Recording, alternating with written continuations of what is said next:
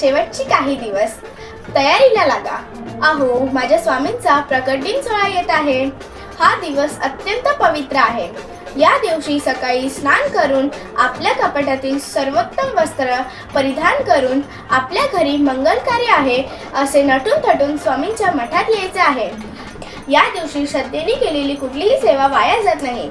या दिवशी खऱ्या स्वामी भक्ताचे गुगल लोकेशन हे स्वामींच्या मठात असलं पाहिजे. मग आम्ही तर तयार आहोत. तुम्ही येताय ना? धर्म से तू